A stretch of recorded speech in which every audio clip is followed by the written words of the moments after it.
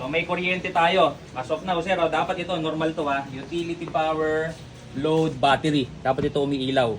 So pagka nawala ng kuryente, nakakonekta tayo sa Meralco, supposed to be dapat mamatay ito. Namatay yung utility, battery lang ang nakailaw. Naghihintay ka lang ng mga ilang segundo, mabubuhay na siya.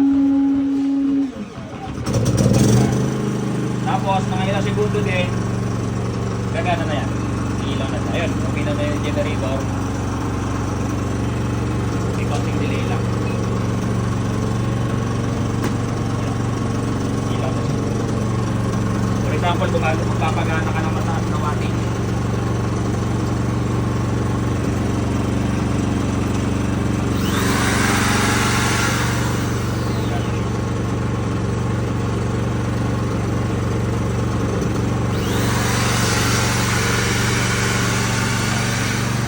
once na bumalik na yung kuryente, hindi na masyadong kita yung delay niyan, sir, pagka sinaksak mo doon. Nagkaroon ng kuryente, ba?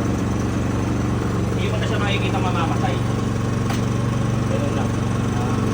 Palit na siya, mga ilang segundo mamamatay na doon. Ayan. Just leave it there, doon sa iyong setup. Ganyan dapat ang itsura niya. Pagka nagpula to, ibig sabihin may failure. Reset mo lang. Pag ayaw mo namang gamitin yung auto, i-manual mo lang, sir. Ganyan. Pag minanual mo yan, hindi mag-activate. Pero paano yung ano, dito mo siya i-on o Dito mo na siya i-on. dito mo na siya gawin sa directly side? Pag in-auto mo, doon lang siya gagana. Pagka hindi mo siya gagamitin, i-dismantle mo lang tong dalawa na to. Tapos gusto mong gamitin sa camping, sa bundok, kung gusto mong pumunta, Tapos pag babalik, i-attach na lakas lang yan. Okay, okay. Magagamit ba? Magagamit. Okay. Ayan, so legit mga kaibigan, kung gusto nyo po mag-visit katulad nila, sir, ano po pangalan nila, sir? Kevin Maravilla. Sir Kevin, o baka meron kayong gustong i-shoutout? Shout out sa mga taga Batangas. Si sir, ikaw?